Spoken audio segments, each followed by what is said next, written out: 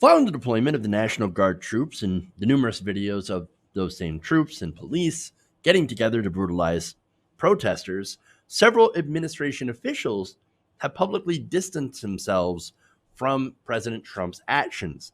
Now, one of them is Mike Mullen. Now, Mike Mullen is the former chairman of the Joint Chiefs of Staff, and he started out by writing an op-ed in The Atlantic on Tuesday saying that he cannot remain silent about Trump any longer. So now, let me get to this, because this is devastating. This is somebody who was in the administration, and it says, no, I can't do this. This guy, dangerous, very dangerous. In fact, he said, it sickened me yesterday to see security personnel, including members of the National Guard, forcibly and violently clear a path through Lafayette Square to accommodate the president's visit outside St. John's Church. Now, we know that visit, of course, was so that Trump could walk to the church and get and basically do a ridiculous photo op, holding up a Bible like he's a child, a Bible that he's probably never read, because he's not interested, he doesn't read, and doesn't really care about religion. Now, of course, that's to shore up his support among religious folks, make him look tough after he was criticized for hiding in a bunker like a little beta, right? That was in the face of chanting protesters that were outside the White House, hidden in his little bunker, right? So we got Bunker Boy, a bunker bitch, feeling very, very unmanned. And so his next move was to attack peaceful protesters because he's so tough. Oh, he's so tough. He's so strong. What a strong man. No, he's the weak person's image of a strong man. I mean, look, he had people literally tear gassed from the church. There was an Episcopal priest that was literally in her garb in that area, handing out water and snacks and hand sanitizer. And she ended up getting attacked by Trump's jackbooted thugs.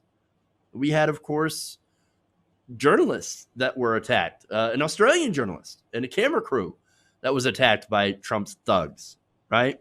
And so, look, all of this got under Donald Trump's skin so bad that he does all this stuff in response. And it's proto-fascism.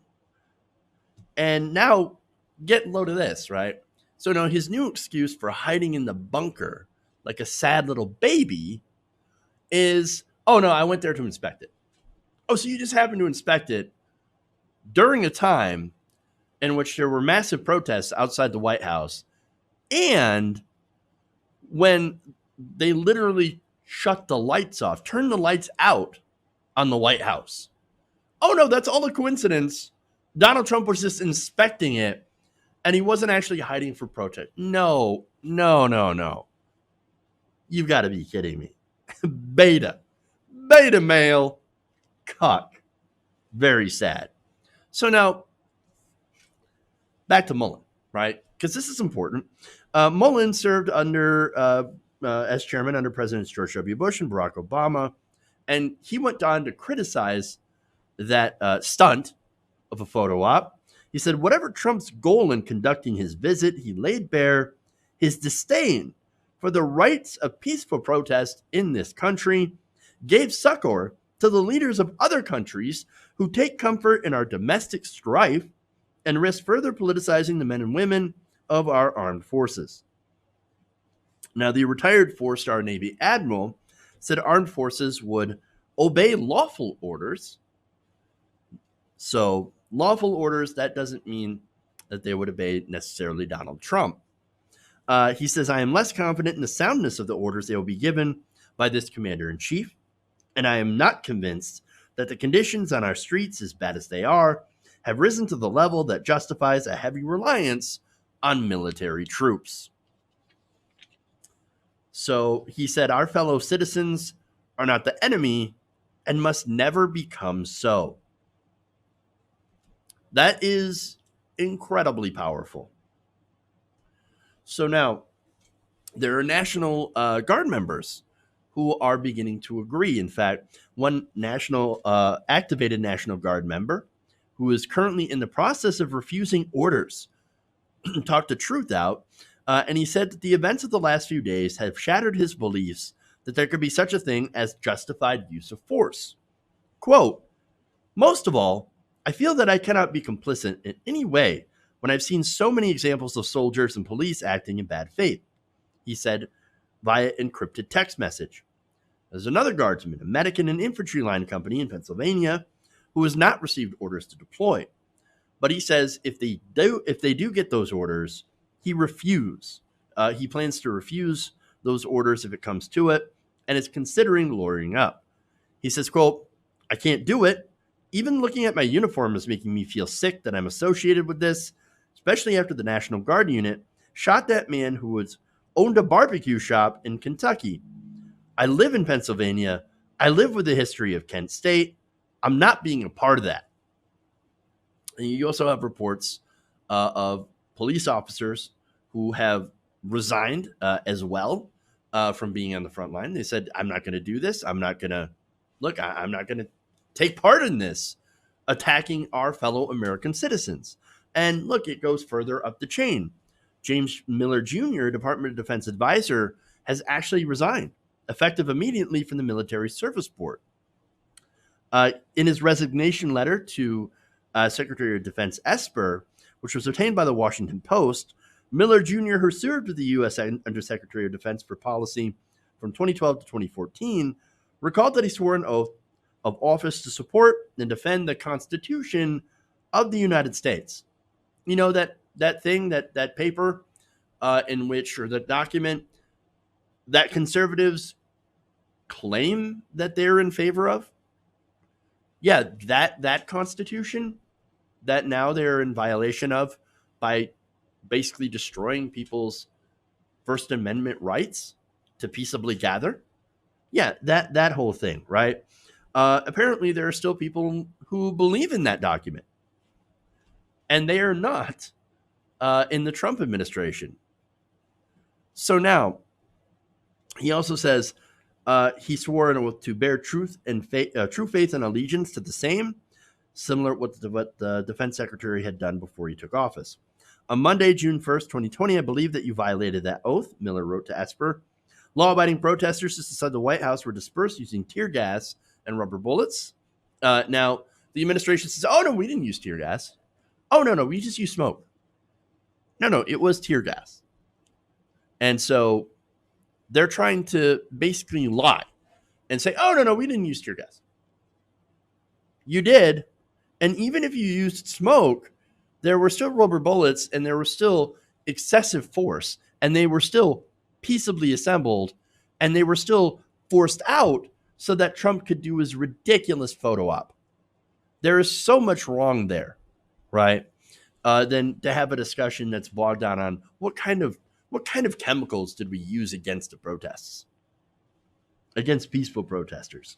But anyway, now he said, and he mentioned this, to clear a path for a presidential photo op, you then, and he's speaking to Esper, accompany President Trump in walking from the White House to St. John's Episcopal Church for that photo.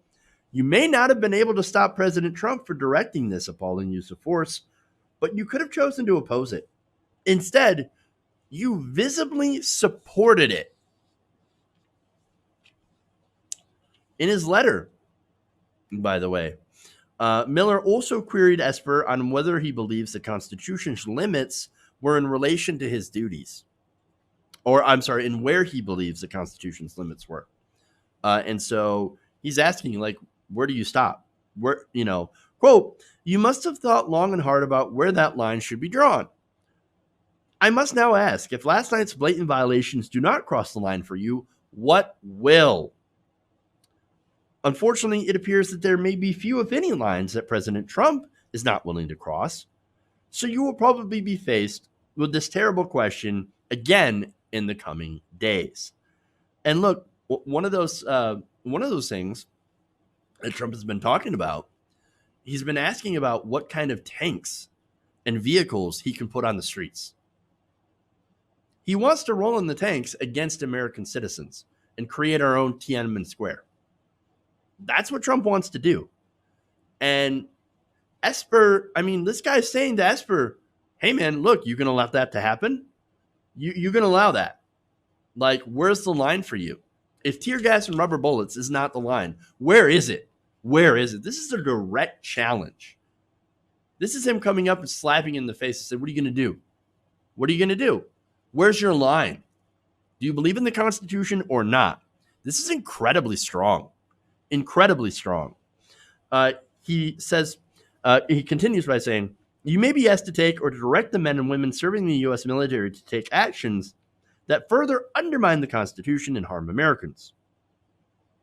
So that, again, is incredibly strong. Now, Esper has deflected. This is his response to this, right? Is to say, oh, no, I had no idea what we were doing. I thought I was going to do two things: to see some damage and to talk to the troops. I didn't know where I was going. I wanted to see how much damage actually happened. Oh, right. Of course you did. Right. And so that's why you were okay with Trump tear gassing people, innocent protesters, peaceful protesters. Dude, really?